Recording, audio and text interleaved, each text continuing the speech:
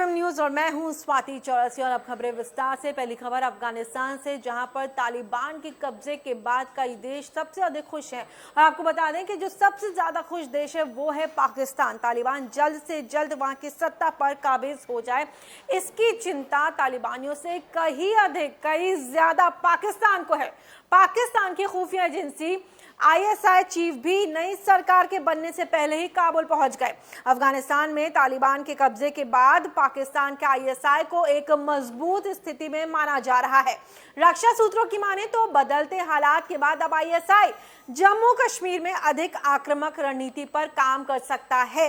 इस रणनीति के तहत अफगानिस्तान के तालिबान के अधिग्रहण से पहले ही आईएसआई सक्रिय है। पाक पोषित आतंकवादी संगठन लश्कर-ए-तैयबा और अल बद्र के आतंकवादियों को आईएसआई ने, आपको बता दें, पिछले 2 महीनों से जम्मू कश्मीर भेजने में वो जुटे हुए हैं। सूत्रों की माने तो वर्तमान समय में जम्मू कश्मीर में लगभग 200 आतंकवादी सक्रिय हैं, जिनमें विदेशी और स्थानीय आतंकवादी दोनों ही शामिल हैं। सूत्रों की माने तो आईएसआई के निर्देश के बाद वो किसी खतरनाक घटना को अंजाम दे सकते हैं। जम्मू कश्मीर में लगभग 200 आतंकवादी सक्रिय हैं, विदेशी और स्थानीय आतंकवादी शामिल हैं, आक्रामक रणनीति पर काम कर रहे हैं।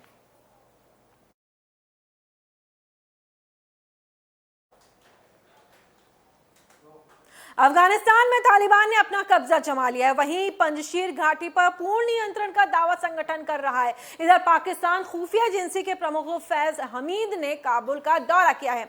इससे भारत की चिंता बढ़ गई है। अफगानिस्तान की बिगड़ती स्थिति को देखते हुए प्रधानमंत्री नरेंद्र मोदी ने सोमवार को एक उच्च स्तरीय बैठक बुलाई। इस मीटिंग में रक्षा मंत्री राजनाथ सिंह, गृह मंत्री अमित शाह, राष्ट्रीय सुरक्षा सलाहकार अजीत डोभाल, विदेश मंत्री एस जयशंकर और वित्त मंत्री निर्मला सीतारमण शामिल हुई। तालिबान द्वारा सरकार के गठन को लेकर के स्पष्टता नहीं हुई है। संगठन में 2 नेताओं के बीच झड़प की खबरें भी सामने आई हैं। वहीं पिछले हफ्ते कतर में भारत के दूत दीपक मित्तल ने तालिबान के शीर्ष नेता से मुलाकात की। विदेश मंत्रालय ने कहा है कि अफगान धरती का इस्तेमाल कर रहा है। आपको बता दें, अफगान धरती का इस्तेमाल भारत के खिलाफ कई आतंकी गतिविधियों के लिए नहीं किया जाए, साथ ही वो फंसे लोगों को कोई नुकसान ना हो।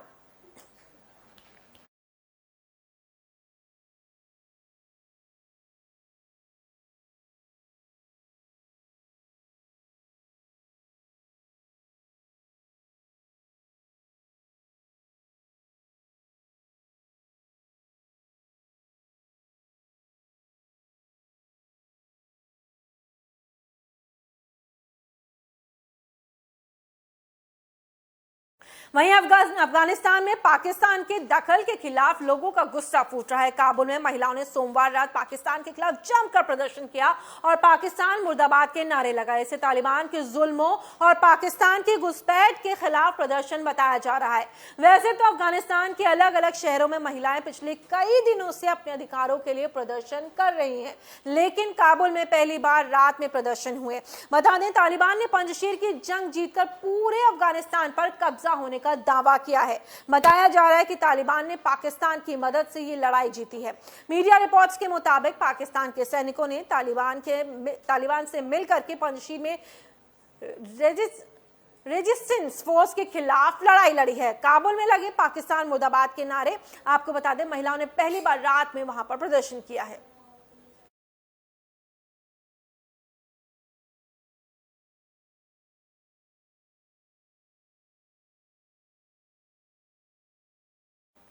और भगवान राम की नगरी अयोध्या में इस बार दीपोत्सव बेहद खास होने वाला है। क्यों खास होने वाला है, ये भी हम आपको बताएंगे। दीपोत्सव को अंतर्राष्ट्रीय स्तर पर ले जाने के लिए सीएम योगी आदित्यनाथ ने पर्यटन, संस्कृति और अयोध्या विकास प्राधिकरण को बड़ी जिम्मेदारी सौंपी है। संभावना है कि इस बार के दीपोत्सव में प्रधानमंत्री नरेंद्र मोदी भी शामिल हो सकते हैं। अयोध्या में होने वाले दीपोत्सव में बॉलीवुड की भी एंट्री हो रही है। इस बार दीपोत्सव भी 7 से 10 दिनों का हो सकता है। आपको बता दें, मुख्यमंत्री योगी आदित्यनाथ सरकार के बनने के बाद अयोध्या में दीपोत्सव की तैयारी शुरू हुई है और 4 दीपोत्सव बहुत ही सफलतापूर्वक विश्व रिकॉर्ड बनाते हुए संपन्न हो चुके हैं। लेकिन इस बार 5वां दीपोत्सव बेहद खास होने जा रहा है। अयोध्या में इस बार दीपोत्सव कैसे खास होगा, क्या कुछ खास होगा, ये भी हम आपको बताएंगे। दीपोत्सव में पीएम मोदी हो सकते हैं शामिल। आपको बता दो तमाम बॉलीवुड हस्तियों की भी एंट्री इसमें हो सकती है।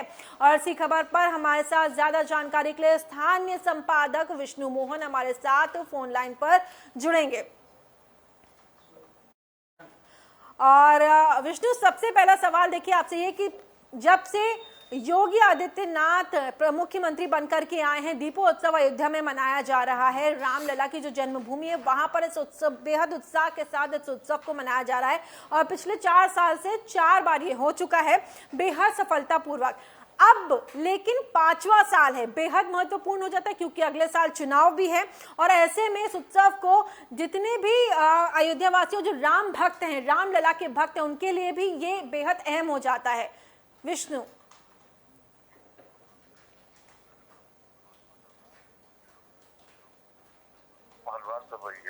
योगी जी ये संदेश दे रहे हैं, राष्ट्रवाद और हिंदुत्ववाद का संदेश सामने दिया जा रहा है। कार्यकर्ताओं को इससे जोड़कर एक बड़े पैमाने पर एकजुटता का संदेश दे रही सरकार। यहाँ पर दीपोत्सव करके लोगों को ये मैसेज दिया जा रहा है कि हम धर्म को लेकर और रामलला के लिए, रामलला की नगरी में हम उसको जगाए हुए हैं। जी विष्णु, देखिए अगले साल उत्तर प्रदेश में विधानसभा चुनाव भी है, बेहद महत्वपूर्ण हो जाता है। उस समय भी जिस तरीके से आपने कहा कि हिंदुत्व की उस जो मशाल है उसको जला करके रखने के लिए भी ये जरूरी है और खुद प्रधानमंत्री यहाँ पर आने के कयास लगाए जाने के, खुद प्रधानमंत्री कार्यक्रम में शामिल हो सकते हैं। विष्णु जी हाँ, सही है, मुख्यमंत्री जी उसको लगाए हुए हैं और प्रधानमंत्री जी का भी, बड़े और नेताओं का भी आगमन यहाँ पे लगातार बनेगा। आने वाले चुनाव में अयोध्या एक बड़ा मुद्दा बनेगा क्योंकि भाजपा सरकार अपनी नीतियों को इसी अयोध्या की भूमि से ही क्रियान्वित कर रही है सब जगह। एक संदेश दिया जा रहा है उत्तर प्रदेश का चुनाव बहुत महत्वपूर्ण है, तो हिंदुत्व के मुद्दे पर और राष्ट्रवाद के मुद्दे पर पूरा चुनाव रहेगा जी। तो इसको लेकर ही ये सारी तैयारियां हैं और यही संदेश दिया जा रहा है। जी विष्णु, आप हमारे साथ बने रहिए और हमारे संवाददाता विष्णु मोहन हमारे साथ लगातार बने हुए थे और जानकारी देते कि किस तरीके से देखिए अब अयोध्या में जो कार्यक्रम होने जा रहा है दीपोत्सव का बेहद महत्वपूर्ण है और भी ज्यादा महत्वपूर्ण इसलिए हो जाता है क्योंकि अगले साल उत्तर प्रदेश में चुनाव है। किस ओर बैठेगा ऊंट, किसकी सरकार बनेगी, क्योंकि तमाम बड़ी पार्टियों ने उत्तर प्रदेश की कमर कस ली है। फिलहाल रुक करेंगे अगली खबर का। वहीं प्रधानमंत्री नरेंद्र मोदी का 14 सितंबर को संभावित दौरा अलीगढ़ के लिए है। इसके कई मायने भी निकाले जा रहे हैं और कई मायनों में खास भी हो जाता है। वो करीब 700 करोड़ रुपए की विकास परियोजनाओं की सौगात देंगे। पूर्व प्रधानमंत्री इंदिरा गांधी के रिकॉर्ड को भी तोड़ेंगे। इंदिरा गांधी 4 बार अलीगढ़ आ चुकी हैं, इसमें 3 बार उन्होंने चुनावी रैली को संबोधित किया था, 1 बार लोकार्पण कार्यक्रम में भी वो आई थी। पीएम नरेंद्र मोदी 4 बार चुनावी रैली को संबोधित कर चुके हैं। 5वीं बार विकास योजनाओं के शिलान्यास लोकार्पण के लिए आना संभावित है। वो एएमयू के दीक्षांत समारोह को भी वीडियो कॉन्फ्रेंसिंग के माध्यम से संबोधित कर चुके हैं। प्रधानमंत्री का 14 सितंबर को संभावित अलीगढ़ दौरा अलीगढ़ के लिए कई मायनों में खास है।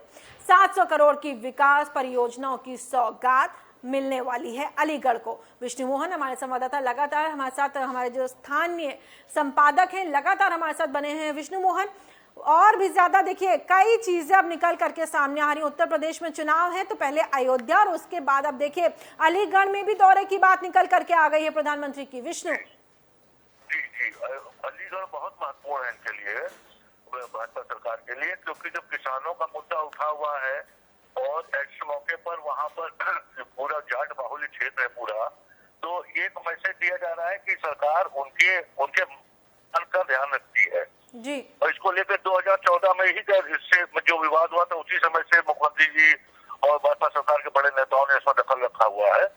और मुख्यमंत्री योगी आदित्यनाथ जी ने पहले भी कहा था यहाँ पे चढ़वाने का 2019 में बोल दिया था।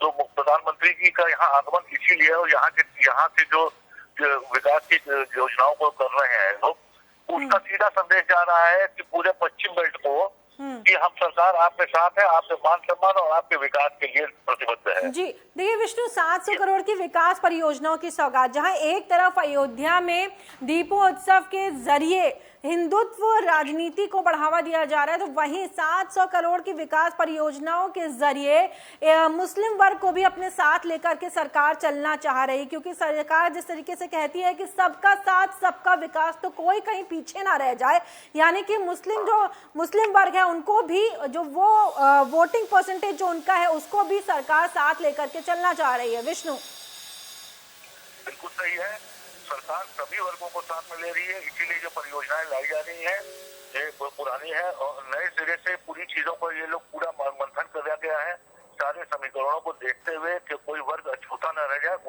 इसलिए सारा काम हो रहा है। बहुत शुक्रिया विष्णु जी।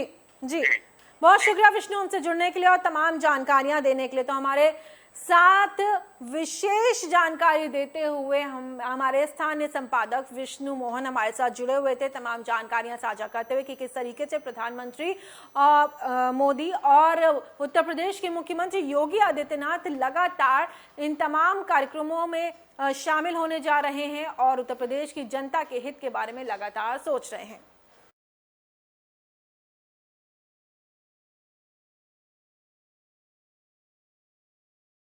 और वहीं रुक कर लेते हैं अगली खबर का। मुस्लिम विद्वानों के कार्यक्रम में संघ प्रमुख मोहन भागवत ने कहा है कि भारत में रहने वाले हिंदुओं और मुसलमानों के पूर्वज एक समान है, मुस्लिमों को भारत में डरने की जरूरत नहीं है। भागवत ने कहा है कि हमें मुस्लिम वर्चस्व की नहीं बल्कि भारत वर्चस्व की सोच रखनी होगी। आपको बता दें कि मोहन भागवत सोमवार को ग्लोबल स्ट्रैटेजिक पॉलिसी फाउंडेशन द्वारा आयोजित राष्ट्र प्रथम राष्ट्र सर्वोपरि विषय पर एक संगोष्ठी में भाग लेने के लिए मुंबई पहुंचे थे, जहां उन्होंने मुस्लिम विद्वानों से मुलाकात की। भागवत ने आगे कहा कि हिंदू शब्द हमारी मातृभूमि, पूर्वजों और संस्कृति की समृद्ध विरासत के बराबर है और हर भारतीय एक हिंदू है, इसलिए समझदार मुस्लिम नेताओं को कट्टरपंथियों के विरुद्ध दृढ़ता से खड़े हो जाना चाहिए। मुस्लिम विद्वानों के कार्यक्रम में बोले संघ प्रमुख, हिंदुओं और मुसलमानों के पूर्वज एक जैसे हैं।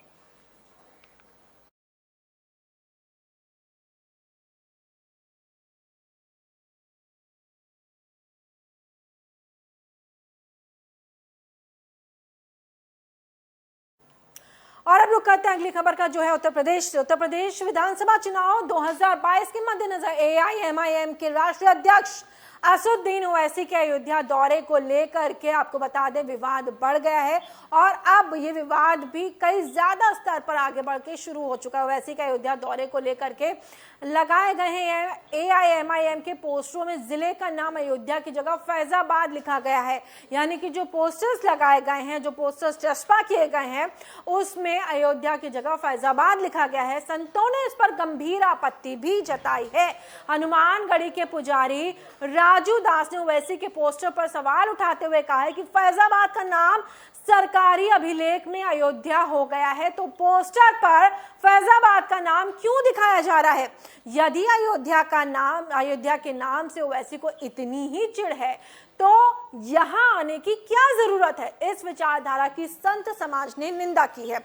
ओवैसी के अयोध्या दौरे को लेकर के विवाद पोस्टरों पर अयोध्या की जगह फैजाबाद लिख दिया गया और उसी को लेकर के लगातार विवाद बना हुआ है।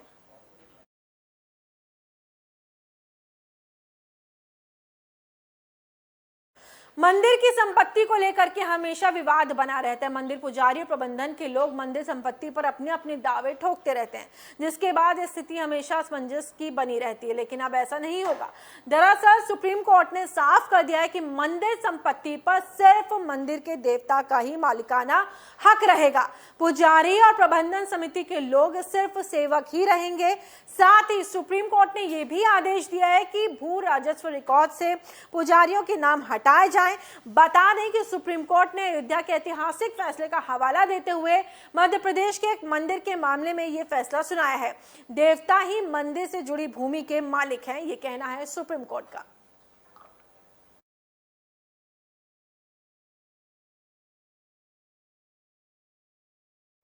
और वहीं चंद्रमा की सतह पर पानी की मौजूदगी का पता भारत के चल गया है। चंद्रयान 1 मिशन ने लगाया था। आपको बता दें चंद्रयान 2 ने इसकी पुष्टि कर दी है। चंद्रयान 2 उपग्रह ने चंद्रमा की कक्षा में 2 साल पूरे कर लिए हैं। चंद्रमा की कक्षा में चंद्रयान 2 अब तक 9000 से अधिक परिक्रमा लगा चुका है। इसरो ने एक कार्यशाला में ये जानकारी दी है। कार्यशाला के जरिए चंद्रयान 2 से मिली आंकड़े और जानकारियां वैज्ञानिकों को मुहैया कराई जा रही हैं।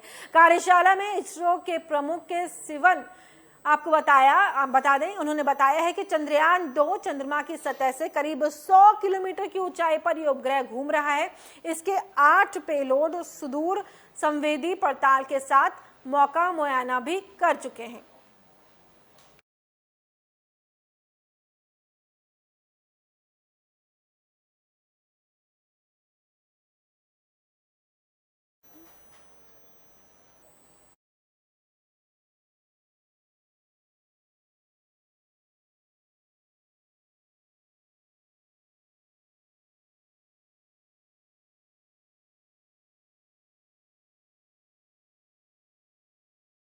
और कोरोना काल में अमेरिका, चीन और रूस जैसे देशों को पीछे छोड़ते हुए क्यूबा ने बड़ी उपलब्धि हासिल की है। आपको बता दें कि क्यूबा दुनिया का पहला देश बन गया जहां 2 साल के बच्चों को वैक्सीनेशन देना शुरू कर दिया। आपको बता दें इस कोरोना काल के बीच में जहां अमेरिका, चीन, रूस जैसे देश पीछे छूट गए हैं, वहीं पर क्यूबा ने 2 साल के बच्चों का वैक्सीनेशन शुरू कर दिया। यहाँ अब्दुल्ला और सोब्राना नाम के 2 कोरोना टीके लगाए जा रहे हैं। दोनों ही क्यूबा ने खुद तैयार किए हैं। इनका बच्चों पर भी क्लिनिकल ट्रायल किया जा रहा है। WHO ने फिलहाल इन्हें मान्यता नहीं दी है। क्यूबा में 12 साल तक के बच्चों का वैक्सीनेशन पहले ही शुरू किया जा चुका है। क्यूबा में 2 साल के बच्चों का वैक्सीनेशन शुरू हो चुका है।